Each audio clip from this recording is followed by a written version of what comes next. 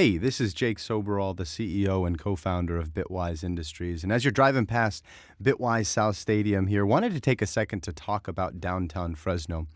First, Bitwise South Stadium. Some folks don't know why we called it that, and it was very intentional, right?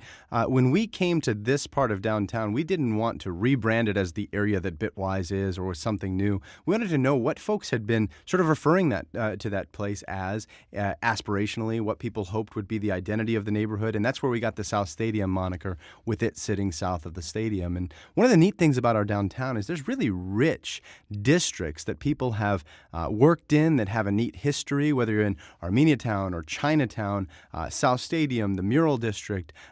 All of those areas have a history and identity that's really fun and that you're beginning to see amplified. And that's maybe one of the most exciting things about this moment in downtown Fresno is you're actually getting to see not only the challenges of the old, the things that are remnants of a downtown in decline, but you're beginning to see the really exciting and hopeful pieces of a future downtown Fresno, whether that's Bitwise South Stadium or Chachansey Park or Civic Center Square or what's going on over at the development at the hospital or the things that Fresno State is doing downtown or the revival of the Fulton Mall.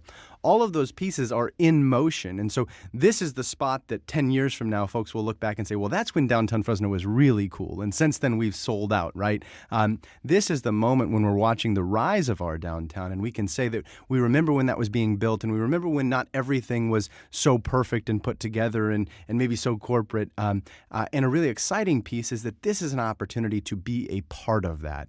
And one of the things that we've always really encouraged at Bitwise philosophically is find the thing in downtown that is not charity for you to support. Certainly charity is great, but what's that thing that you really love and you can get behind, whether it's a good cup of coffee, it's a sports team, it's a business, and really, really be for that and come down for that and drag others.